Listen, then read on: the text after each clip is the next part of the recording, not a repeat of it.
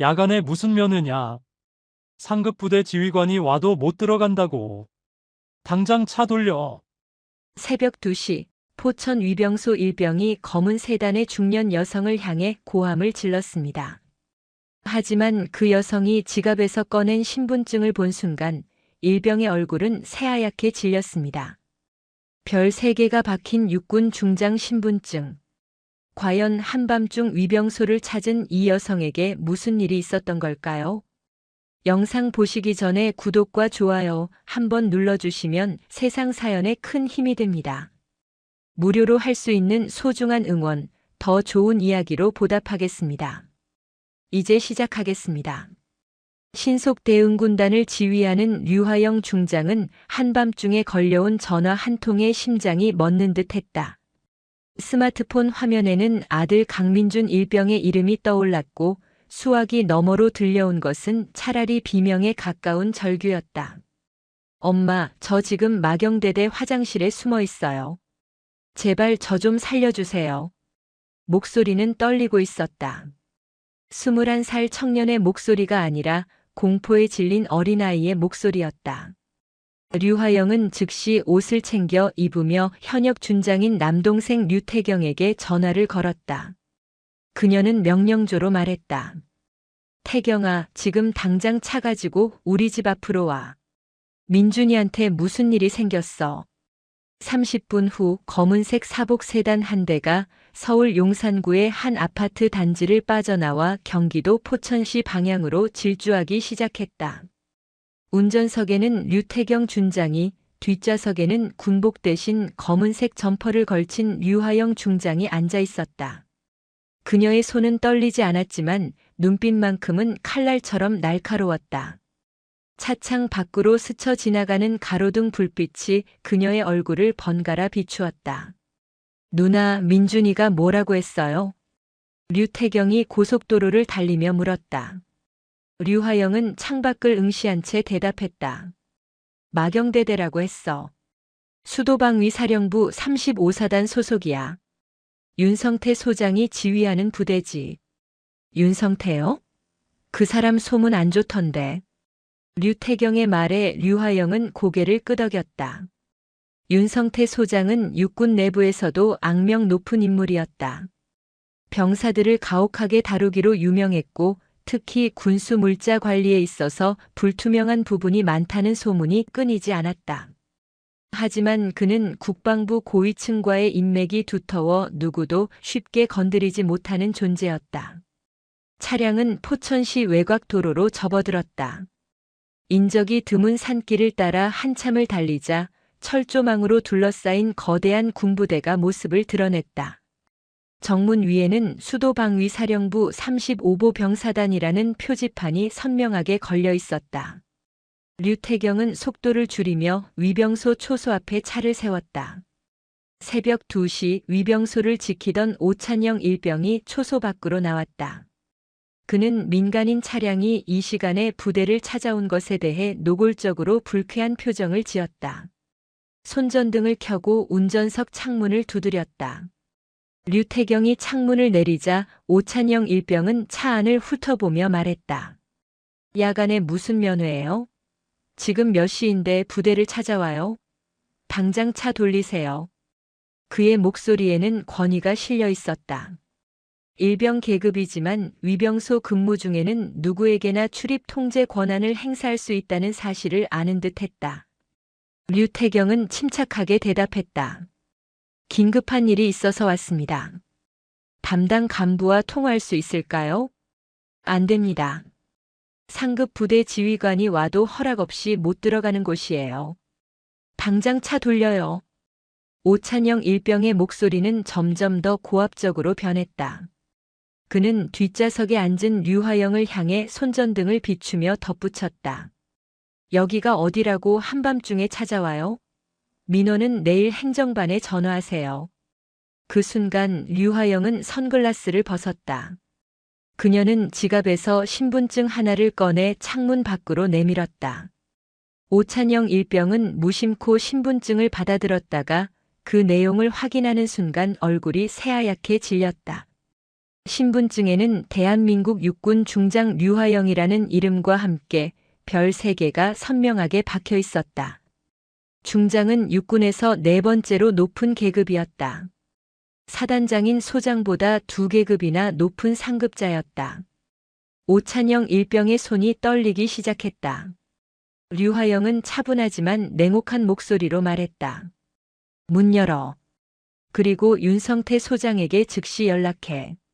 류화영 중장이 지금 이 자리에 와 있으니 5분 안에 이 초소로 나오라고 전해. 오찬영 일병은 더 이상 아무 말도 하지 못했다. 그는 황급히 초소 안으로 뛰어들어가 전화기를 집어들었다. 그의 목소리는 다급했다. 당직 사령, 저 초소 오찬영 일병입니다. 지금 정문에 육군 중장님이 오셨습니다. 신속대응군단 류화영 중장님이십니다. 전화기 너머로 당황한 목소리가 들렸다. 잠시 후 차단기가 천천히 올라갔다. 류태경은 차를 천천히 앞으로 몰았고 검은 세단은 어둠 속으로 사라지는 부대 안쪽 도로를 따라 들어갔다. 부대 안은 고요했다. 막사 건물들은 어둠 속에 잠겨 있었고 간간히 보초를 서는 병사들의 그림자만이 움직이고 있었다. 류화영은 창밖을 바라보며 생각했다. 이곳 어딘가에 자신의 아들이 있다. 그리고 그 아이는 지금 두려움에 떨고 있다. 차량은 본부 건물 앞 주차장에 멈춰 섰다. 류화영과 류태경이 차에서 내리자 건물 입구에서 한 명의 장교가 황급히 뛰어나왔다. 그는 윤성태 소장의 부관인 김정훈 대위였다. 그는 헐떡이며 경례를 올렸다. 중장님, 이 시간에 무슨 일로 오셨습니까? 사전에 연락을 주셨으면. 류화영은 경례를 받으며 차갑게 대답했다. 강민준 일병을 찾으러 왔다. 지금 당장 그 병사가 있는 곳으로 안내해. 김정훈 대위는 잠시 당황한 표정을 지었다. 그는 시선을 피하며 말했다. 강민준 일병이요? 지금 막사에서 취침 중일 겁니다. 내일 아침에 정식 절차를 밟아서 지금 당장 데려와. 류화영의 목소리는 명령이었다. 김정훈 대위는 더 이상 반박하지 못하고 고개를 숙였다. 그는 무전기를 꺼내 막사 당직 하사관에게 연락을 취했다.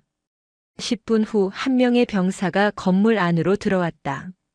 류화영은 그 병사를 보는 순간 숨이 멎었다. 강민준이었다. 하지만 그녀가 기억하는 아들의 모습은 아니었다.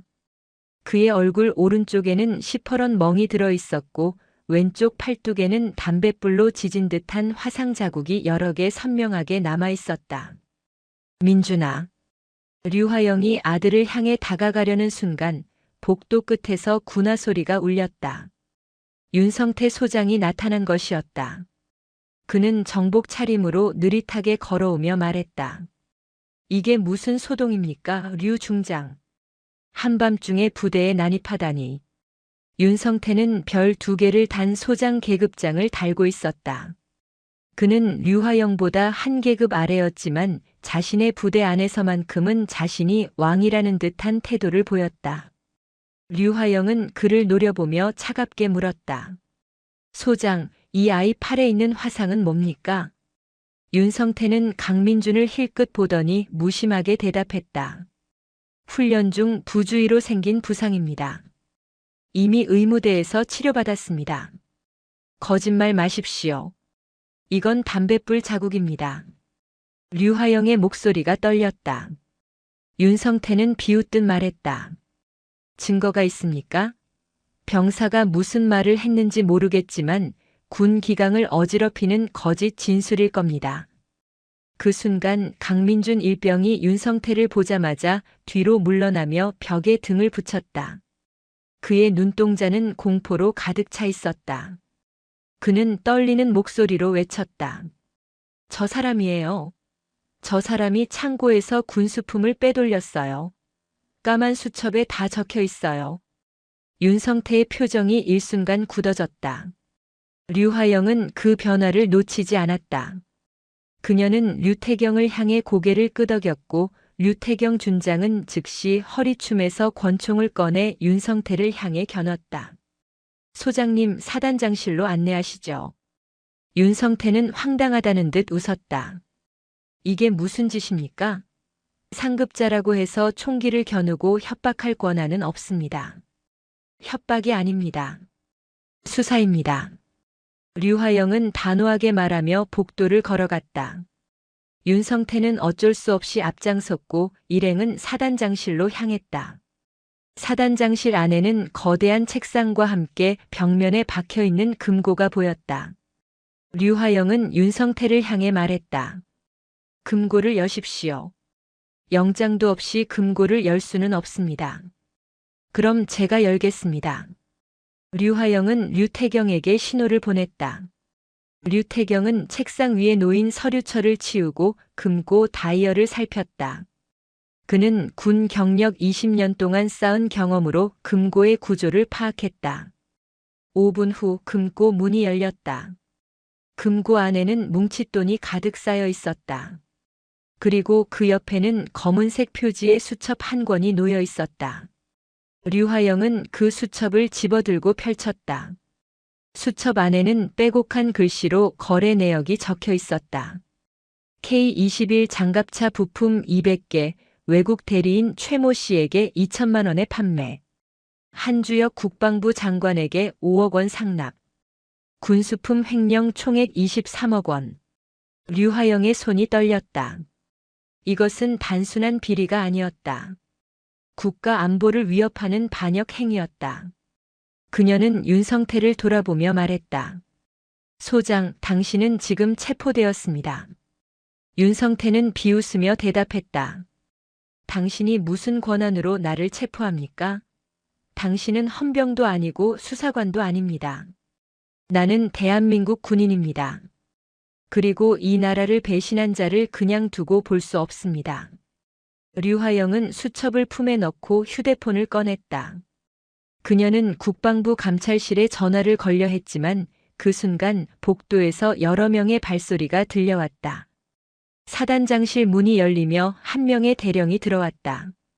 그는 류화영의 직속 참모였던 서민철 대령이었다. 중장님, 무슨 일이십니까? 서민철 대령의 목소리는 차분했지만 그의 눈빛은 차가웠다. 류화영은 그가 여기에 나타난 것이 우연이 아님을 직감했다. 서민철 대령은 류화영 중장의 직속 참모로 3년간 함께 근무했던 인물이었다. 그는 무궁화 3개를 단 대령 계급장을 달고 있었고 신속대응군단 작전참모로 류화영의 가장 가까운 측근 중 한 명이었다. 하지만 지금 그의 표정에는 어떤 충성심도 보이지 않았다. 중장님, 지금 무슨 일을 하시는 겁니까? 서민철은 사단장실 안을 둘러보았다. 금고가 열려 있었고 윤성태 소장 앞에는 류태경 준장이 권총을 겨누고 있었다.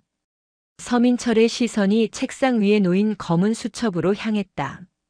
그 순간 그의 눈빛이 미세하게 흔들렸다. 류화영은 서민철을 똑바로 바라보며 말했다. 서 대령, 윤성태 소장이 군수품을 횡령하고 국방부 장관에게 뇌물을 바친 증거를 발견했습니다.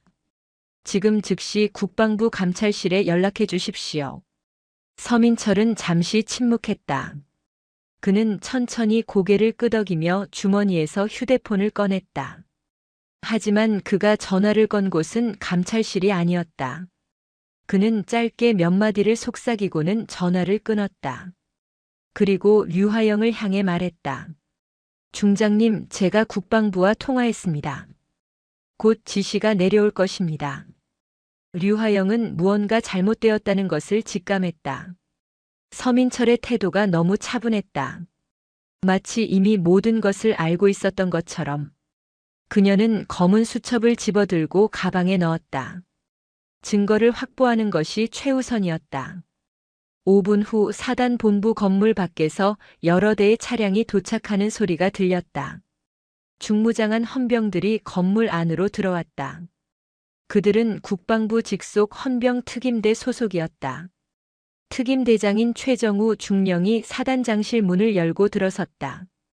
그는 류화영을 향해 경례도 하지 않은 채 말했다. 류화영 중장, 국방부 장관 명령에 따라 당신을 긴급 체포합니다. 류화영은 황당하다는 표정으로 물었다. 체포? 무슨 혐의로 나를 체포한다는 겁니까? 최정우 중령은 서류 한 장을 꺼내 들었다. 그것은 국방부 장관 명의의 긴급 직무 정지 명령서였다. 그는 서류를 읽기 시작했다. 류화영 중장은 오늘 새벽 2시 30분경 정당한 절차 없이 수도방 위사령부 35사단에 난입하여 사단장 윤성태 소장을 총기로 협박하고 사단장실 금고를 불법으로 개봉했습니다. 이는 군형법 제64조 하극상 및 제70조 직권 남용에 해당합니다. 류화영은 믿을 수 없다는 듯 서민철을 바라보았다. 서민철은 시선을 피했다. 그녀는 비로소 깨달았다. 이것은 처음부터 계획된 함정이었다. 아들 강민준이 전화를 걸어온 것, 윤성태가 너무 쉽게 금고를 열어준 것, 그리고 서민철이 이 시간에 정확히 이곳에 나타난 것. 모든 것이 그녀를 제거하기 위한 계획이었다. 류화영은 침착하게 말했다. 중령, 나는 군수품 횡령 사건을 수사하던 중입니다. 이 수첩에는 윤성태 소장이 국방부 장관에게 뇌물을 바친 증거가 담겨 있습니다. 당신이 진짜 체포해야 할 사람은 나가 아니라 저 사람들입니다. 최정우 중령은 비웃듯 말했다. 수첩이요? 그게 어디 있습니까? 저는 아무것도 보이지 않는데요. 류화영은 가방을 열려 했지만 그 순간 류태경 준장이 그녀를 막아섰다. 누나 안 돼요. 저들은 처음부터 그 수첩을 빼앗으려고 온 겁니다. 류태경의 말이 맞았다. 헌병들은 이미 사단장실 출입구를 완전히 봉쇄하고 있었다. 류화영이 수첩을 꺼내는 순간 그들은 그것을 압수하고 증거를 인멸할 것이 분명했다. 그녀는 빠르게 상황을 판단했다. 지금 이곳에서 체포되면 모든 것이 끝이었다. 류화영은 류태경에게 낮은 목소리로 말했다. 민준이를 데리고 지하로 내려가. 서버실에 백업 통신망이 있어. 류태경은 고개를 끄덕이고 강민준의 손을 잡았다. 강민준은 공포에 질린 얼굴로 어머니를 바라보았다. 류화영은 아들에게 눈빛으로 신호를 보냈다. 괜찮다고 엄마를 믿으라고. 류화영은 갑자기 사단장실 책상 위에 비상벨을 눌렀다. 순간 건물 전체에 경보음이 울려 퍼졌다. 비상 프로토콜이 발동되면서 사단장실과 복도 사이의 방화문이 자동으로 닫히기 시작했다. 헌병들이 황급히 문 쪽으로 달려들었지만 두꺼운 강철 방화문은 이미 절반 이상 닫혀 있었다. 지금 당장 문을 열어. 최정우 중령이 소리쳤지만 류화영은 책상 서랍에서 비상 보안 카드를 꺼내 방화문 잠금 장치를 작동시켰다. 이제 이 문은 중앙 통제실에서만 열 수 있었다. 그녀는 류태경과 강민준을 데리고 사단장실 뒤편의 비상 계단으로 향했다. 중장님, 도주는 상황을 더 악화시킬 뿐입니다. 서민철 대령이 외쳤지만 류화영은 뒤돌아보지 않았다. 그녀는 계단을 내려가며 생각했다. 지금 가장 중요한 것은 이 수첩의 내용을 외부에 알리는 것이었다. 국방부가 이미 부패했다면 언론을 통해 국민에게 직접 진실을 알려야 했다. 지하 3층 전산 서버실은 부대의 모든 통신망을 관리하는 핵심 시설이었다. 류화영은 보안 카드로 서버실 문을 열었다. 실내에는 수십 대의 서버가 불빛을 깜빡이며 가동되고 있었다. 류태경은 즉시 메인 컴퓨터 앞에 앉아 키보드를 두드렸다. 누나, 통신망이 모두 차단됐어요. 서민철이 중앙통제실을 장악한 것 같습니다. 류화영은 강민준을 바라보았다.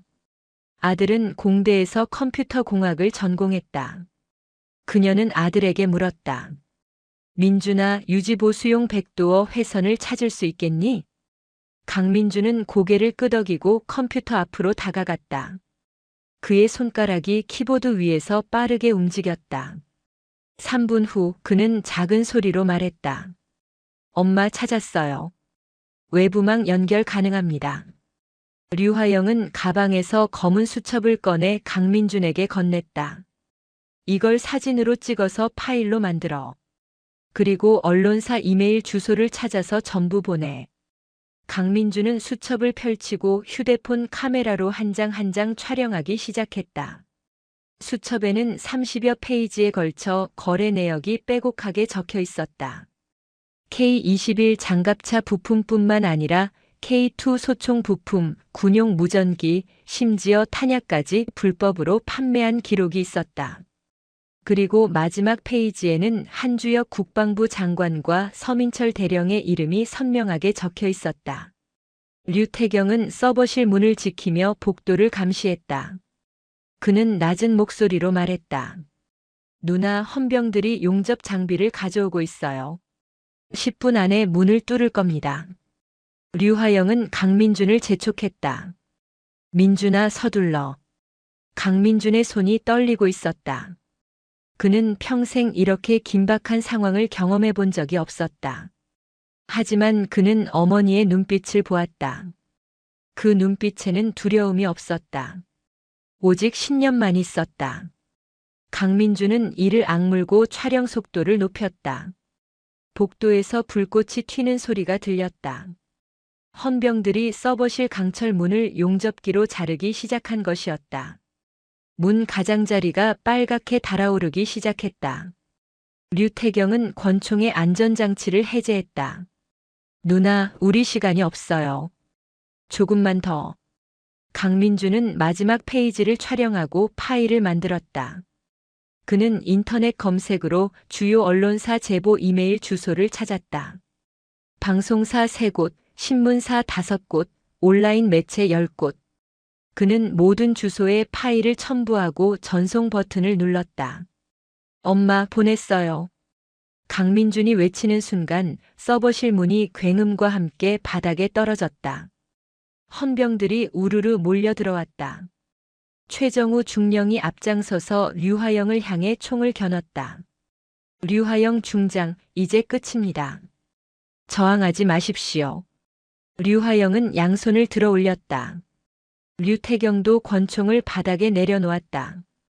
강민준은 어머니 뒤로 숨었다. 헌병들이 3사람을 포위했다. 최정우 중령은 류화영의 가방을 빼앗아 안을 뒤졌다.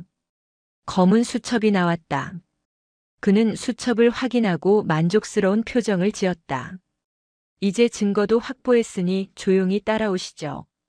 류화영은 헌병들에게 이끌려 서버실을 나섰다. 계단을 올라가는 동안 그녀는 강민준을 돌아보았다. 아들은 고개를 끄덕였다. 그의 눈빛이 말하고 있었다. 파일은 이미 보냈다고. 이제 증거는 그들의 손이 닿지 않는 곳에 있다고. 지상으로 올라오자 새벽 공기가 차갑게 느껴졌다. 부대 본부 건물 앞에는 헌병 차량 3대가 대기하고 있었다. 류화영과 류태경, 강민준은 각각 다른 차량에 실렸다. 최정우 중령은 차량 문을 닫기 전에 류화영에게 말했다. 중장님, 왜 이렇게까지 하셨습니까?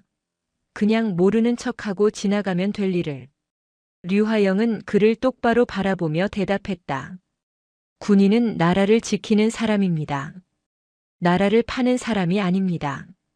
최정우 중령은 아무 말 없이 차 문을 닫았다. 차량이 출발했다. 류화영은 창밖으로 점점 멀어지는 부대를 바라보았다. 이제 그녀는 반역자로 낙인 찍힐 것이었다. 하지만 그녀는 후회하지 않았다. 진실은 이미 세상으로 나갔다. 이제 남은 것은 그 진실이 빛을 발할 때까지 버티는 것뿐이었다. 차량은 경기도 북부의 한적한 도로를 달렸다. 호송 차량은 총 3대였고 각 차량마다 헌병 4명씩이 탑승해 있었다. 류화영이 탄 차량의 운전석에는 젊은 헌병 하사가, 조수석에는 고참 헌병 상사가 앉아 있었다. 뒷좌석에는 류화영과 또 다른 헌병이 양옆에 앉아 있었다. 차량이 고속도로에 진입했다. 서울 방향으로 가고 있었다. 아마도 국방부 검찰단 본부로 이송되는 중인 듯 했다. 류화영은 눈을 감고 생각에 잠겼다. 강민준이 보낸 파일이 언론사에 도착했을까? 그들은 그 내용을 믿어줄까? 아니면 국방부의 압력에 굴복해 보도하지 않을까? 1시간쯤 지났을 때 차량이 고속도로 휴게소에 멈춰 섰다. 운전병이 뒤를 돌아보며 말했다. 잠깐 휴식하겠습니다. 헌병들이 차에서 내렸다. 류화영도 화장실을 다녀오라는 지시를 받았다. 그녀는 여자 헌병 한 명의 감시를 받으며 휴게소 화장실로 향했다. 화장실을 나오는 순간 그녀는 주차장 한쪽에서 류태경과 강민준을 발견했다. 그들도 다른 차량에서 내려 휴식 중이었다. 류태경은 주변을 살피며 류화영에게 눈빛을 보냈다. 그 눈빛이 말하고 있었다. 지금이 기회라고. 류태경 준장은 휴게소 주차장 한쪽에서 담배를 피우는 척하며 주변을 살폈다. 그를 감시하는 헌병은 2명이었다. 한 명은 바로 옆에서, 다른 한 명은 3m 떨어진 곳에서 지켜보고 있었다. 강민준 일병은 또 다른 헌병 2명의 감시를 받으며 자판기 앞에 서 있었다. 류화영은 화장실에서 나와 차량 쪽으로 걸어가고 있었다. 류태경은 시계를 확인했다. 새벽 4시 30분. 아직 해가 뜨기 전이었다. 휴게소는 한산했다. 트럭 운전사 몇 명과 심야 버스 승객들이 드문드문 보일 뿐이었다. 그는 담배를 한 모금 빨아들이며 계획을 세웠다. 이곳에서 도주하는 것은 거의 불가능에 가까웠다. 하지만 서울 국방부 검찰단 본부에 도착하면 기회는 완전히 사라질 것이었다. 강민준이 자판기에서 음료수 캔을 뽑았다. 그는 캔을 열다가 일부러 손을 미끄러뜨려 바닥에 떨어뜨렸다. 캔이 바닥에 구르며 탄산음료가 사방으로 튀었다. 감시하던 헌병 한 명이 짜증스럽게 말했다. 뭐 하는 거야? 조심해. 강민준은 황급히 몸을 숙여 캔을 주우며 사과했다. 죄송합니다. 제가 실수했습니다. 그가 캔을 줍는 순간 류태경이 움직였다. 그는 옆에 있던 헌병의 턱을 팔꿈치로 강타했다. 헌병은 비명조차 지르지 못하고 쓰러졌다. 3m 떨어진 곳에 또 다른 헌병이 상황을 파악하고 권총에 손을 뻗었지만 류태경은 이미 쓰러진 헌병의 권총을 빼앗아 그를 향해 겨누고 있었다. 움직이지 마. 총을 바닥에 내려놓고 뒤로 물러서. 헌병은 주춤거렸다. 그 순간 강민준을 감시하던 헌병 2명도 상황을 알아차리고 권총을 뽑았다. 휴게소 주차장에 긴장감이 팽배했다. 류태경은 침착하게 말했다. 나는 도망가려는 게 아니야. 우리 누나를 풀어주면 순순히 따라가겠어. 그 순간 류화영이 차량 옆에서 소리쳤다. 태경아, 안 돼. 그만둬. 하지만 류태경은 듣지 않았다. 그는 강민준을 향해 눈빛을 보냈다. 강민준은 고개를 끄덕이고 갑자기 옆으로 몸을 날렸다. 감시하던 헌병이 반사적으로 그를 향해 총구를 돌렸다. 바로 그 순간 류태경은 땅을 박차고 앞으로 달려들었다. 총성이 울렸다. 하지만 총알은 하늘로 향했다. 류태경이 헌병의 손목을 쳐올린 것이었다. 그는 헌병의 권총을 빼앗고 다른 손으로 헌병의 목을 조르며 인질로 삼았다. 나머지 헌병들이 일제히 총을 겨눴지만 류태경은 이미 헌병을 방패 삼아 주차장 가장자리로 물러서고 있었다. 총 내려놓지 않으면 이 사람 목숨은 없어. 최정우 중령이 차에서 뛰어내렸다. 그는 상황을 파악하고 냉정하게 말했다. 준장님, 지금 하시는 일이 무슨 의미가 있습니까? 어차피 도망갈 곳은 없습니다. 류태경은 뒤로 물러서며 대답했다. 의미는 내가 정하는 게 아니야. 민준아, 이리 와. 강민준은 헌병들 사이를 비집고 류태경에게로 달려갔다. 헌병들은 민간인 신분인 강민준을 향해 총을 쏠 수 없었다. 강민준이 류태경 옆에 도착하자 류태경은 인질로 잡은 헌병과 함께 주차장 출구 쪽으로 천천히 물러섰다. 누나 미안해요. 이것밖에 방법이 없어요. 류화영은 차 안에서 절규했다. 태경아, 제발 그만둬. 이러면 내가 위험해져. 하지만 류태경은 이미 주차장 경계선까지 물러나 있었다. 그는 주변을 살피다가 한 대의 오토바이를 발견했다. 배달 기사의 것으로 보이는 이륜차였다. 그는 헌병을 밀어내고 강민준과 함께 오토바이로 달려갔다. 타! 강민준이 뒤에 올라타자 류태경은 시동을 걸었다. 엔진이 요란하게 울렸다. 헌병들이 총을 겨누었지만 최정우 중령이 손을 들어 제지했다. 쏘지 마. 민간인이 있다. 오토바이가 휴게소 출구를 빠져나가며 어둠 속으로 사라졌다. 최정우 중령은 이를 갈며 무전기를 집어들었다. 지금 즉시 전 경찰서에 수배령을 내려. 류태경 준장과 강민준 일병, 무장 탈영 및 도주 중이다.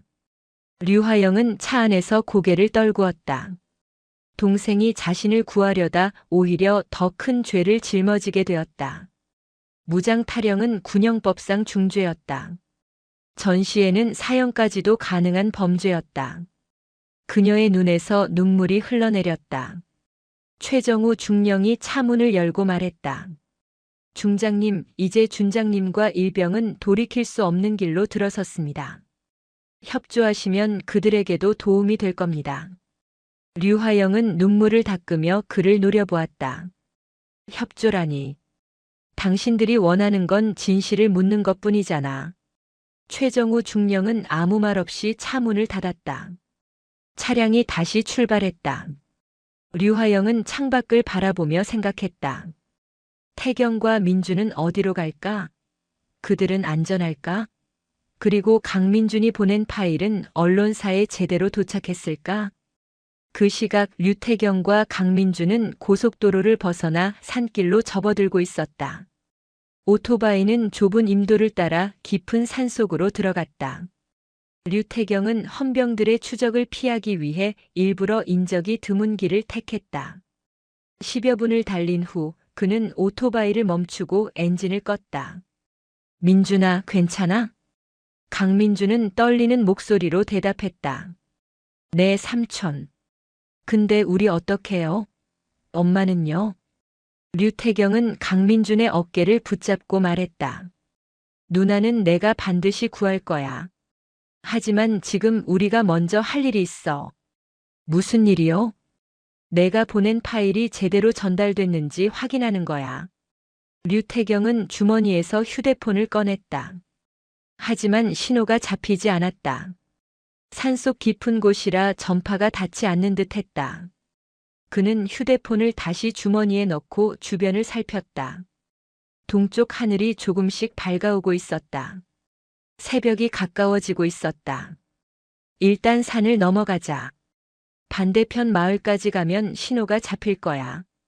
두 사람은 오토바이를 숲속에 숨기고 도보로 산을 오르기 시작했다. 길은 험했다. 나뭇가지가 얼굴을 핥히고 바위가 발목을 위협했다. 강민주는 군화도 아닌 운동화를 신고 있었기에 더욱 힘들었다. 하지만 그는 이를 악물고 따라갔다. 2시간 정도 산을 오르자 산 정상 부근에 작은 암자가 보였다. 오래된 절터로 보였지만 지금은 사람이 살지 않는 듯 황폐해져 있었다. 류태경은 암자 안으로 들어가 주변을 살폈다. 다행히 비를 피할 수 있을 정도로 지붕은 온전했다. 여기서 잠시 쉬자. 강민주는 바닥에 주저앉았다. 그의 얼굴에는 피로가 역력했다. 류태경은 주머니에서 초콜릿바 하나를 꺼내 건넸다. 먹어.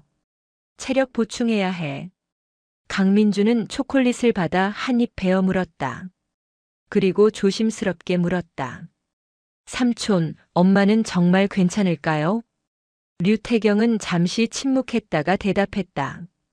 누나는 강한 사람이야. 저 정도로 무너지지 않아. 하지만 우리가 제대로 증거를 세상에 알려야 누나를 구할 수 있어. 강민주는 고개를 끄덕였다. 그는 휴대폰을 꺼내 확인했다. 신호가 약하게나마 잡히기 시작했다. 그는 인터넷에 접속해 뉴스 사이트를 검색했다. 하지만 아직 군수품 횡령에 관한 기사는 보이지 않았다. 삼촌, 아직 기사가 안 떴어요. 언론사들이 확인하는데 시간이 걸릴 거야. 조금 더 기다려보자. 류태경은 암자 밖으로 나가 주변을 경계했다. 멀리 산 아래쪽에서 헬리콥터 소리가 들렸다. 수색이 시작된 것이었다. 그는 서둘러 암자 안으로 돌아와 말했다. 민준아, 우리 더 이동해야 해. 헬리콥터가 이쪽으로 오고 있어. 강민주는 일어서서 류태경을 따라 암자를 나섰다. 두 사람은 산 반대편으로 내려가기 시작했다. 경사가 가팔라 미끄러지기 쉬웠지만 그들은 나뭇가지를 붙잡으며 조심스럽게 내려갔다. 1시간 후 그들은 산 아래 작은 마을에 도착했다. 마을은 조용했다. 아침 일찍이라 사람들이 아직 일어나지 않은 듯 했다. 류태경은 마을 입구에 작은 슈퍼마켓을 발견하고 들어갔다. 주인 할머니가 졸고 있다가 손님이 들어오자 눈을 떴다. 어서 오세요. 류태경은 생수 2병과 김밥 몇 줄을 샀다. 계산을 하며 할머니에게 물었다. 혹시 이 근처에 PC방 같은 곳 있나요? 할머니는 고개를 저었다. 여긴 시골이라 그런 거 없어요. 마을 회관에 컴퓨터 한 대 있긴 한데. 마을 회관이요? 네, 저기 저 건물이에요. 근데 지금은 문 닫혀 있을 거예요. 류태경은 고맙다고 인사하고 슈퍼를 나섰다. 그는 강민준과 함께 마을 회관으로 향했다.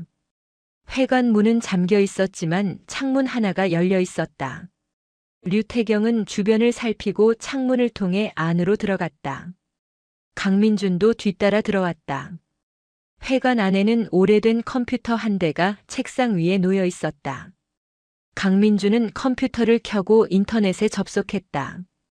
그는 자신이 파일을 보낸 언론사 이메일을 하나씩 확인했다. 대부분의 언론사에서 아직 답변이 없었다. 하지만 한 곳, 작은 탐사보도 전문 온라인 매체에서 회신이 와 있었다. 삼촌, 여기 답장이 왔어요. 이메일 내용은 간단했다. 제보 감사합니다. 내용 확인 중입니다. 신변 안전에 유의하시기 바랍니다. 추가 연락 부탁드립니다. 강민주는 답장을 작성하기 시작했다. 그는 현재 상황을 간략히 설명하고 류화영 중장이 국방부에 체포되었다는 사실을 알렸다. 그리고 자신과 류태경 중장이 도주 중이라는 것도 덧붙였다. 이메일을 보낸 후 그는 뉴스 사이트를 다시 확인했다. 그 순간 한 속보 기사가 눈에 들어왔다. 육군 중장 긴급 체포 군수품 횡령 의혹 조사 중. 기사는 짧았지만 류화영 중장이 윤성태 소장을 불법 구금하고 금고를 강제로 열었다는 내용이 줄을 이루고 있었다. 군수품 횡령 의혹에 대해서는 단 한 줄만 언급되어 있었다. 이게 뭐예요? 엄마가 나쁜 사람처럼 써놨잖아요. 강민준이 분노했다. 류태경은 기사를 읽으며 침착하게 말했다. 국방부가 먼저 언론에 자기들 입장을 흘린 거야. 진실이 밝혀지기 전에 여론을 조작하려는 거지. 그럼 어떡해요? 우리가 직접 나서야 해. 류태경은 결심한 듯 말했다. 그는 강민준에게 그 탐사보도 매체에 다시 이메일을 보내라고 지시했다. 이번에는 직접 만나서 인터뷰하겠다는 내용이었다. 그는 매체 사무실 주소를 확인했다. 서울 영등포였다. 민준아, 우리 서울로 가자. 서울이요? 거긴 더 위험하지 않아요? 위험하지. 하지만 진실을 알리려면 언론과 직접 만나야 해. 그리고 누나를 구하려면 여론을 우리 편으로 만들어야 해. 강민주는 두려웠지만 고개를 끄덕였다. 류태경은 회관을 나서며 주변을 살폈다. 마을은 여전히 조용했다. 그들은 마을 버스 정류장으로 향했다. 시간표를 보니 1시간 후에 시내로 가는 버스가 있었다. 두 사람은 정류장 근처 숲속에 숨어 버스를 기다렸다. 류태경은 권총을 확인했다. 탄창에는 15발이 남아 있었다. 그는 권총을 다시 허리춤에 숨기고 강민준을 바라보았다. 민준아, 앞으로 더 위험해질 거야. 너 괜찮겠어? 강민준은 떨리는 목소리로 대답했다. 삼촌, 전 괜찮아요. 엄마를 구해야죠. 류태경은 조카의 어깨를 두드렸다. 이 어린 청년이 어느새 이렇게 성장했구나 싶었다. 그는 마음속으로 다짐했다. 반드시 누나를 구하고 이 나라의 썩은 뿌리를 뽑아내겠다고. 버스가 도착했다.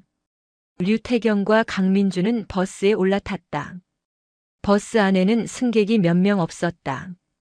그들은 맨 뒷자리에 앉아 모자를 눌렀었다. 버스가 출발했다. 창밖으로 산과 들판이 스쳐 지나갔다. 그들은 서울로 향하고 있었다. 진실을 세상에 알리기 위해. 버스는 2시간을 달려 서울 외곽의 한 터미널에 도착했다. 류태경과 강민주는 버스에서 내려 주변을 살폈다. 오전 9시 터미널은 출근길 사람들로 붐볐다. 두 사람은 군복이 아닌 민간인 복장이었지만 류태경의 짧은 머리와 곧은 자세는 여전히 군인임을 드러내고 있었다. 민준아, 모자를 더 눌렀어. 여기부터는 CCTV가 많아. 강민주는 고개를 끄덕이고 모자를 깊이 눌렀었다. 두 사람은 터미널을 빠져나와 지하철역으로 향했다. 영등포까지는 지하철로 30분 거리였다. 하지만 지하철역 입구에 경찰 2명이 서 있는 것이 보였다. 그들은 지나가는 사람들을 유심히 관찰하고 있었다. 류태경은 강민준의 팔을 잡아 방향을 틀었다. 저쪽으로 가자. 택시를 타는 게 낫겠어. 두 사람은 터미널 택시 승강장으로 향했다. 택시 한 대가 막 손님을 내려주고 있었다. 류태경은 택시에 올라타며 기사에게 말했다. 영등포구 물레동으로 가주세요. 택시가 출발했다. 기사는 백미러로 손님들을 힐끗 보더니 라디오를 켰다. 뉴스가 흘러나왔다. 앵커의 목소리가 차 안을 채웠다. 긴급 뉴스입니다. 육군 중장 출신 류화영 씨가 군수품 횡령 의혹과 관련해 국방부 검찰단에 긴급 체포되었습니다. 류 씨는 수도방위사령부 소속 사단장을 불법 감금하고 사단 금고를 강제로 개봉한 혐의를 받고 있습니다. 한편 류 씨의 남동생인 류태경 준장과 아들 강민준 일병은 호송 중 탈출해 현재 도주 중인 것으로 알려졌습니다. 경찰은 두 사람에 대한 전국 수배령을 내린 상태입니다. 택시 기사가 혀를 찼다. 요즘 군대가 왜 이 모양이야?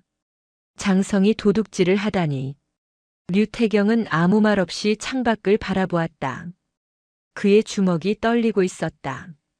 언론은 이미 류화영을 범죄자로 몰아가고 있었다. 진실은 아직 밝혀지지도 않았는데 여론은 이미 형성되고 있었다. 강민주는 휴대폰으로 인터넷 댓글을 확인했다. 대부분의 댓글은 류화영을 비난하는 내용이었다. 군인이 나라 돈을 훔치다니 별 3개 달고 부끄럽지도 않나 엄벌해야 한다. 하지만 그 중에는 의문을 제기하는 댓글도 있었다. 뭔가 이상하다. 진짜 횡령범이 따로 있는 거 아니냐? 왜 이렇게 빨리 체포했지? 강민주는 류태경에게 휴대폰을 보여주며 속삭였다. 삼촌, 사람들이 의심하기 시작했어요. 류태경은 휴대폰 화면을 보며 작게 고개를 끄덕였다. 시간이 얼마 없어. 우리가 직접 나서기 전에 국방부가 여론을 완전히 장악할 거야. 택시는 물레동 골목길로 접어들었다. 탐사보도 매체 사무실은 오래된 상가 건물 3층에 있었다. 류태경은 택시비를 지불하고 내렸다. 두 사람은 건물 입구를 확인하고 계단을 올라갔다. 엘리베이터는 고장난 듯 작동하지 않았다. 3층 복도에는 여러 개의 작은 사무실 문이 있었다. 류태경은 진실탐사 미디어라는 팻말이 붙은 문을 찾았다. 그는 문을 두드렸다. 안에서 여자 목소리가 들렸다. 누구세요? 강민준 일병이 보낸 제보건으로 왔습니다. 잠시 침묵이 흐른 후 문이 열렸다. 30대 중반으로 보이는 여성 기자가 나타났다. 그녀는 두 사람을 위아래로 훑어보더니 재빨리 복도를 살피고 말했다. 빨리 들어오세요. 사무실 안은 좁았다. 책상 2개와 컴퓨터 몇 대, 그리고 자료들이 쌓인 선반이 전부였다. 여성 기자는 문을 닫고 자물쇠를 채운 후 자기소개를 했다. 저는 이 매체 대표 기자 박수진입니다. 당신들이 보낸 파일 확인했습니다. 류태경은 경계심을 늦추지 않았다. 파일 내용이 사실인지 확인하셨습니까? 박수진 기자는 고개를 끄덕였다. 국방부 내부 취재원을 통해 교차 확인했습니다. 윤성태 소장의 군수품 횡령 의혹은 이미 1년 전부터 내부 고발이 있었습니다. 하지만 국방부 고위층이 이를 묵인했죠. 한주혁 장관도 연루되어 있습니까? 증거가 확실하다면 그렇습니다. 당신들이 보낸 장부가 진짜라면요. 강민준이 앞으로 나서며 말했다. 진짜예요. 제가 직접 윤성태 소장 금고에서 꺼낸 거예요. 사진도 원본 그대로 찍었어요. 박수진 기자는 강민준을 바라보았다. 그의 팔뚝에 남아있는 화상 자국이 눈에 들어왔다. 그 상처는요? 강민준은 소매를 걷어 올렸다. 담뱃불 자국이 선명했다. 윤성태 소장이 직접 찢었어요. 제가 창고에서 군수품 빼돌리는 걸 목격했다고 신고하려 했거든요. 박수진 기자의 표정이 굳어졌다. 그녀는 카메라를 꺼내며 물었다. 이 내용을 방송해도 되겠습니까? 지금 당장 생방송으로요. 류태경이 끼어들었다. 생방송이요? 위험하지 않습니까? 위험하죠. 하지만 이게 유일한 방법입니다. 녹화방송은 국방부가 압력을 넣어 방송을 막을 수 있어요. 하지만 생방송은 막을 수 없습니다. 이미 송출된 내용은 되돌릴 수 없으니까요. 류태경은 잠시 생각하다가 고개를 끄덕였다. 좋습니다. 하지만 제 조카는 얼굴을 가려주십시오. 아직 21살밖에 안 된 애입니다. 알겠습니다. 박수진 기자는 재빨리 장비를 세팅하기 시작했다. 그녀는 스마트폰 2대와 소형 카메라 하나를 삼각대에 고정시켰다. 그리고 노트북을 켜서 유튜브 라이브 방송 설정을 시작했다. 10분 후에 시작합니다. 준비하세요. 류태경은 책상 앞에 앉았다. 강민준은 옆에 섰다. 박수진 기자는 조명을 조정하고 카메라 각도를 맞췄다. 그녀는 강민준에게 마스크를 건네며 말했다. 이걸 쓰세요. 목소리는 변조하겠습니다. 강민준은 마스크를 썼다. 박수진 기자는 노트북 화면을 확인했다. 방송 제목은 긴급 생방송, 군 내부 고발자 증언이었다. 그녀는 카운트다운을 시작했다. 3, 2, 1 시작합니다. 빨간 불이 들어왔다. 방송이 시작된 것이었다. 박수진 기자가 카메라를 향해 말했다. 시청자 여러분, 지금부터 긴급 생방송을 시작합니다. 오늘 아침 뉴스에서 보도된 류하영 중장 체포 사건과 관련해 직접 현장에 있었던 증인이 나와 계십니다. 준장님, 자기소개 부탁드립니다. 류태경은 카메라를 똑바로 바라보며 말했다. 저는 육군 준장 류태경입니다. 현재 무장 탈영 혐의로 수배 중입니다. 그의 목소리는 떨리지 않았다. 박수진 기자가 질문했다. 왜 탈영하셨습니까? 진실을 밝히기 위해서입니다. 제 누나인 류하영 중장은 범죄자가 아닙니다. 오히려 나라를 배신한 자들을 고발하려다 오히려 누명을 쓴 것입니다. 구체적으로 설명해 주시겠습니까? 류태경은 가방에서 서류 몇 장을 꺼냈다. 그것은 강민준이 촬영한 검은 장부 사진을 인쇄한 것이었다. 그는 카메라에 서류를 들이밀며 말했다. 이것은 수도방위 사령부 35사단장 윤성태 소장의 비자금 장부입니다. 여기에는 K-21 장갑차 부품을 외국 대리인에게 불법으로 판매한 기록이 있습니다. 그리고 한주혁 국방부 장관에게 뇌물을 상납한 내역도 적혀 있습니다. 박수진 기자가 서류를 확대해서 보여주었다. 화면에는 거래 내역과 금액이 선명하게 나타났다. 시청자 수가 급격히 늘어나기 시작했다. 100명, 200명, 500명. 이 장부의 출처는 어떻게 되십니까? 제 조카인 강민준 일병이 직접 윤성태 소장의 금고에서 가져온 것입니다. 강민준이 카메라 앞으로 나섰다. 마스크로 얼굴을 가렸지만 그의 목소리는 또렷했다. 저는 마경대대에서 복무 중이었습니다. 윤성태 소장이 창고에서 군수품을 빼돌리는 것을 목격했고 이를 신고하려 했습니다. 하지만 윤 소장은 저를 감금하고 고문했습니다. 강민준은 소매를 걷어 올렸다. 카메라가 화상 자국을 클로즈업했다. 시청자 수는 1000명을 넘어섰다. 댓글이 폭포처럼 쏟아지기 시작했다. 이게 진짜예요? 군대에서 이런 일이? 국방부는 뭐 하는 거야? 이거 완전 충격인데. 박수진 기자는 댓글 반응을 확인하며 질문을 이어갔다. 류하영 중장은 어떻게 이 사실을 알게 되셨습니까? 류태경이 대답했다. 강민준 일병이 누나에게 도움을 요청했습니다. 누나는 즉시 부대로 가서 아들을 구했고 그 과정에서 윤성태 소장의 범죄를 발견한 것입니다. 그렇다면 류 중장은 오히려 피해자라는 말씀이신가요? 그렇습니다. 하지만 국방부는 진실을 은폐하기 위해 누나를 범죄자로 몰아갔습니다. 서민철 대령이라는 인물이 그 중심에 있습니다. 류태경은 또 다른 서류를 꺼냈다. 그것은 서민철 대령과 한주혁 장관의 통화 기록이었다.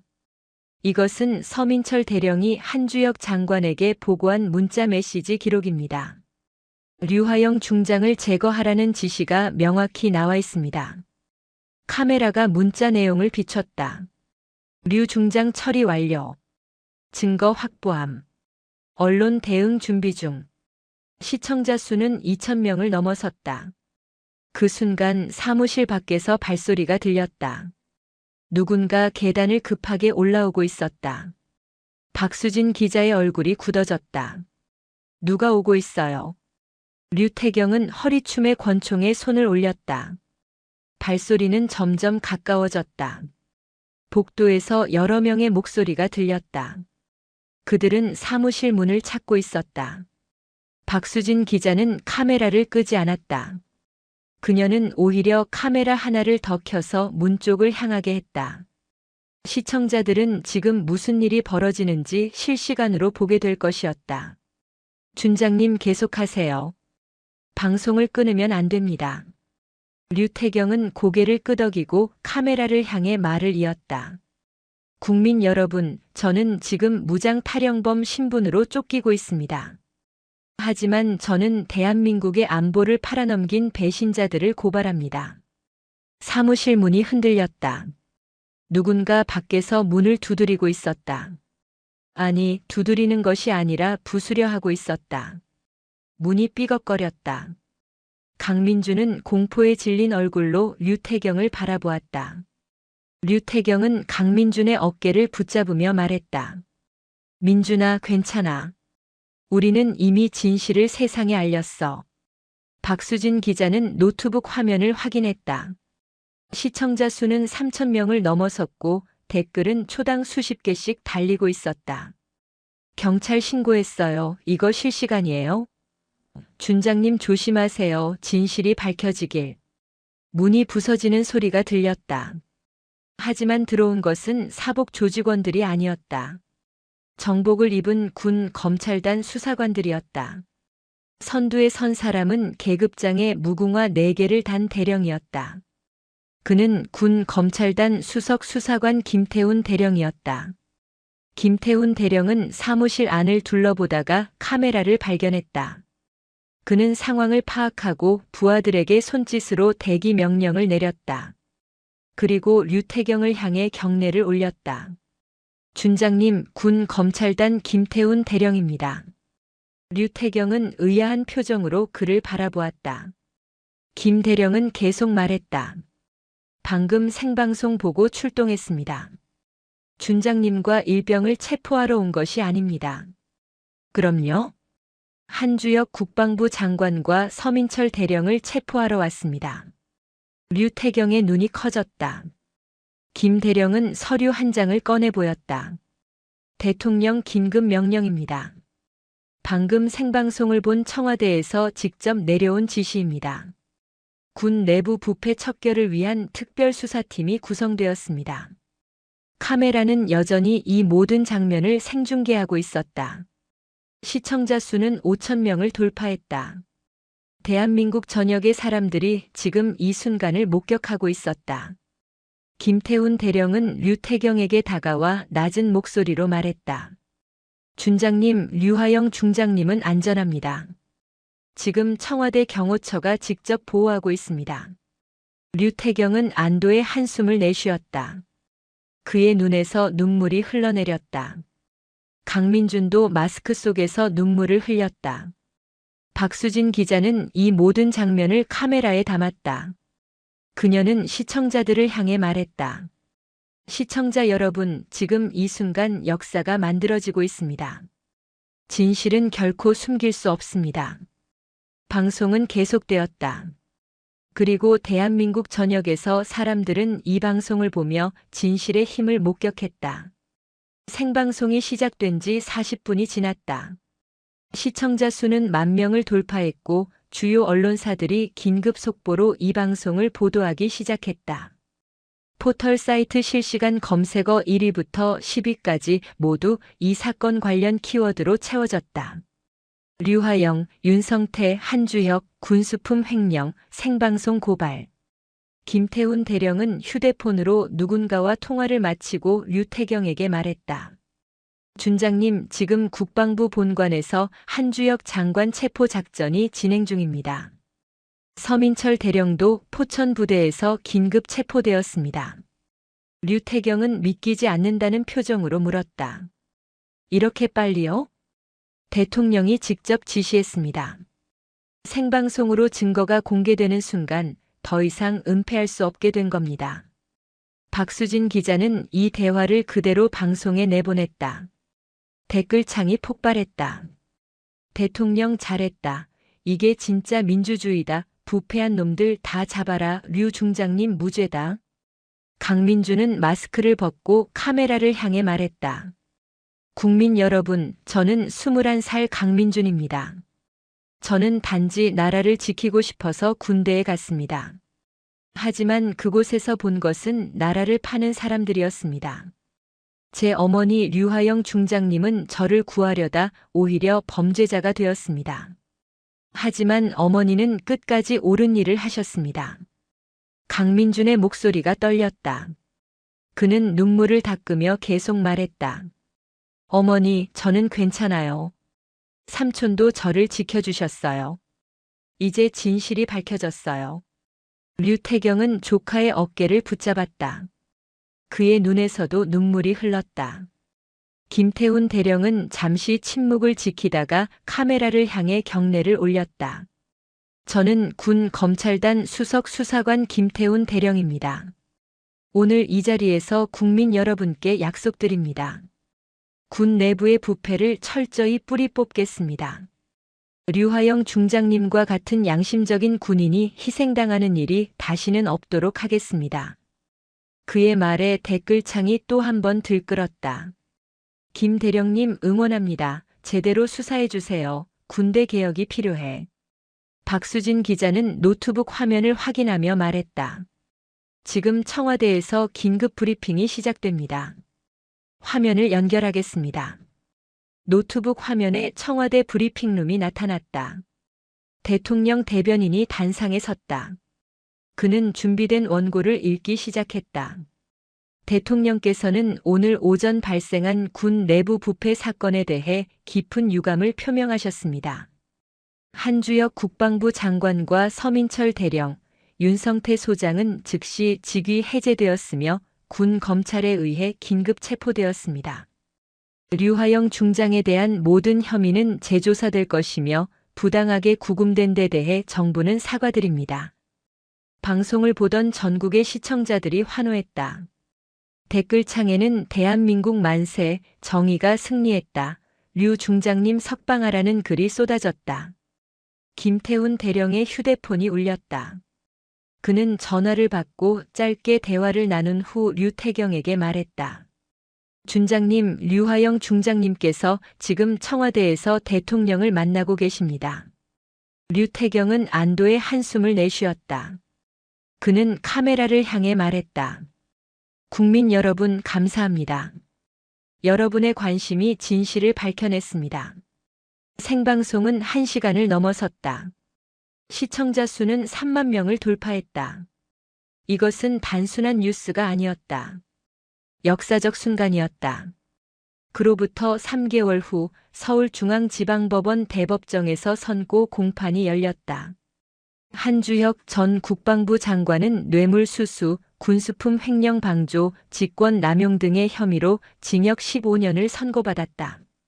서민철 전 대령은 군사기밀 유출, 상관 모해, 증거 인멸 교사 등의 혐의로 무기징역을 선고받았다. 윤성태 전 소장은 군수품 횡령, 부하 폭행, 외국 대리인과의 불법 거래 등으로 징역 20년을 선고받았다. 법정은 이들의 범죄를 국가 안보를 위협한 반역 행위로 규정했다. 판사는 선고문에서 군인이라는 신분을 이용해 국가 재산을 사적으로 착복하고 이를 은폐하기 위해 양심적 군인을 모해한 행위는 어떤 이유로도 용서받을 수 없다고 밝혔다. 하지만 류화영에 대한 판결은 달랐다. 그녀는 군사법정에 섰다. 혐의는 하극상, 불법 침입, 금고, 무단 개봉 등이었다. 검찰은 징역 5년을 구형했다. 하지만 변호인단은 그녀의 행위가 긴급 피난에 해당한다고 주장했다. 아들의 생명이 위험했고 국가 안보를 위협하는 범죄를 막기 위한 불가피한 선택이었다는 것이었다. 군사법정은 오랜 심리 끝에 판결을 내렸다. 류화영은 징역 2년에 집행유예 3년을 선고받았다. 그리고 불명예 전역 처분을 받았다. 그녀는 중장 계급장을 반납했고 25년간 쌓아온 군 경력에서 나오는 연금도 모두 포기해야 했다. 판사는 선고 이유에서 이렇게 말했다. 피고인 류화영은 법적 절차를 위반했다는 점에서 유죄이다. 하지만 그 동기는 모성애와 애국심이었으며 결과적으로 국가에 큰 이익을 가져왔다. 이에 법정은 최대한 관대한 처분을 내린다. 선고가 끝난 후 류화영은 법정을 나섰다. 법원 앞에는 수백 명의 시민들이 모여 있었다. 그들은 피켓을 들고 있었다. 류화영 장군님 감사합니다. 진정한 애국자, 당신은 영웅입니다. 류화영은 그들을 향해 고개를 숙여 인사했다. 그녀의 눈에는 눈물이 고여 있었다. 류태경과 강민준이 그녀를 맞이했다. 세 사람은 포옹했다. 기자들이 몰려들었다. 마이크가 류화영에게 향했다. 중장님, 지금 기분이 어떠십니까? 류화영은 잠시 생각하다가 대답했다. 제가 잃은 것은 계급장과 연금입니다. 하지만 지킨 것은 양심과 아들입니다. 저는 후회하지 않습니다. 앞으로 어떻게 사실 계획이십니까? 조용히 살고 싶습니다. 더 이상 군인이 아니니 이제는 한 사람의 어머니로 살겠습니다. 류태경도 군사 재판을 받았다. 그는 무장 탈영, 상관 폭행, 총기 무단 사용 등의 혐의로 기소되었다. 하지만 그 역시 류화영과 같은 이유로 관대한 처분을 받았다. 징역 1년에 집행유예 2년 그리고 불명예 전역. 그는 준장 계급장을 반납했다. 강민준은 민간인 신분이었기에 군사 재판 대상이 아니었다. 하지만 그는 심리적 트라우마로 인해 의병 제대 판정을 받았다. 군 생활 6개월 만에 제대한 것이었다. 그는 대학으로 복학했지만 한동안 악몽에 시달렸다. 윤성태 소장이 담뱃불로 자신을 지지는 꿈을 반복해서 꾸었다. 그로부터 1년 후 류화영은 강원도 인제군 깊은 산골에 작은 집을 마련했다. 그곳에는 작은 텃밭이 있었다. 그녀는 매일 아침 텃밭을 가꾸며 하루를 시작했다. 상추, 토마토, 고추를 심었다. 저녁에는 책을 읽었다. 군사 전략서가 아니라 시집과 소설이었다. 류태경도 인제에 내려와 누나와 함께 살았다. 그는 마을 청년회에 가입해 봉사활동을 했다. 겨울에는 독거노인 집에 연탄을 배달했고 여름에는 마을 하천을 청소했다. 그는 더 이상 준장이 아니었지만 마을 사람들은 그를 존경했다. 강민주는 방학 때마다 인제로 내려왔다. 그는 대학에서 컴퓨터 공학을 계속 공부했고 졸업 후에는 사이버 보안 전문가가 되었다. 그는 자신의 경험을 살려 군 사이버 보안 시스템 개선을 위한 자문 활동을 했다. 물론 무료 봉사였다. 어느 가을날 저녁 세 사람은 텃밭 옆 평상에 앉아 있었다. 석양이 산 너머로 지고 있었다. 하늘은 붉게 물들어 있었다. 류화영은 손자들이 먹을 고추를 따며 말했다. 민준아, 대학 생활은 어때? 좋아요, 엄마. 친구들도 많이 생겼어요. 트라우마는 좀 나아졌니? 많이 나아졌어요. 상담도 받고 있고요. 류태경이 끼어들었다. 누나, 후회 안 해요?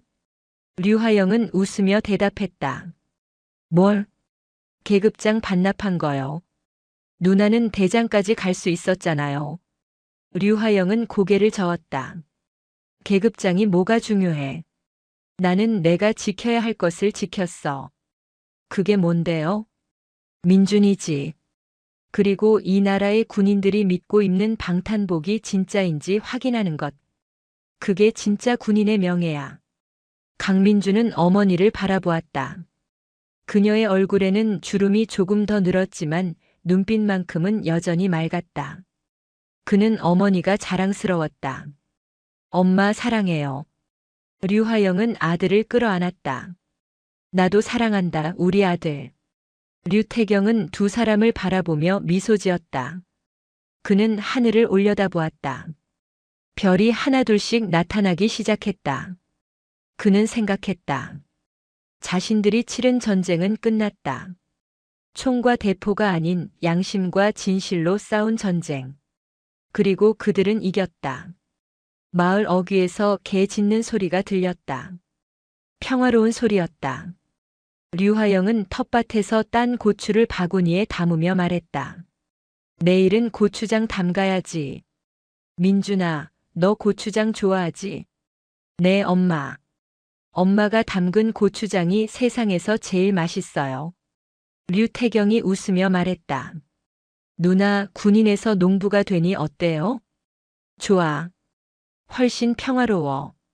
세 사람은 평상에 나란히 앉아 저녁 하늘을 바라보았다. 산 너머로 마지막 햇살이 사라졌다. 어둠이 찾아왔지만 그것은 무서운 어둠이 아니었다. 하루의 끝을 알리는 평화로운 어둠이었다. 류화영은 동생과 아들을 바라보며 생각했다. 자신은 별 3개를 잃었다. 하지만 더 소중한 것을 지켰다. 가족과 양심. 그것으로 충분했다. 마을 회관에서 종소리가 들렸다. 저녁 6시를 알리는 소리였다. 류화영은 일어서며 말했다. 들어가자. 저녁 먹어야지. 세 사람은 평상에서 일어나 집으로 향했다. 작은 집이었지만 그곳에는 웃음이 있었다. 따뜻한 밥 냄새가 났다. 된장찌개를 끓이던 냄비에서 김이 모락모락 피어올랐다. 류화영은 식탁에 밥을 차리며 생각했다. 이것이 진짜 승리구나.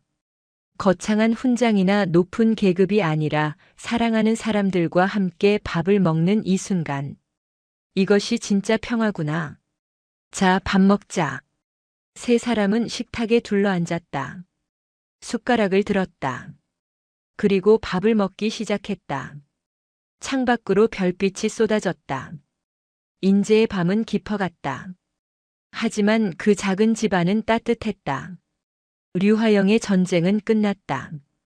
그리고 새로운 평화가 시작되었다. 별이 아닌 사람으로 사는 살. 장군이 아닌 어머니로 사는 살. 그것으로 충분했다. 그날 밤 류화영은 오랜만에 편안한 잠을 잤다. 악몽도 없었다. 그녀는 꿈을 꾸었다. 넓은 들판을 걷고 있었다. 군복이 아닌 편한 옷을 입고 계급장도 없었다. 하지만 그녀는 행복했다. 옆에는 아들이 있었고 동생이 있었다. 그들은 함께 걷고 있었다. 어디로 가는지는 중요하지 않았다. 함께 가는 것, 그것만으로 충분했다. 오늘 이야기 어떠셨나요? 류화영 중장은 별 3개를 잃었지만 더 소중한 것을 지켰습니다. 진짜 용기란 높은 자리를 지키는 것이 아니라 옳은 일을 위해 그 자리를 내려놓을 수 있는 힘입니다. 여러분도 언젠가 선택의 순간이 온다면 계급장이 아닌 양심을 따르시길 바랍니다. 그것이 진정한 명예이고 진정한 승리입니다. 오늘도 들어주셔서 감사합니다. 영상이 재미있으셨다면 구독과 좋아요, 댓글까지 부탁드리고 오늘도 건강하고 행복한 하루 되시길 바랍니다.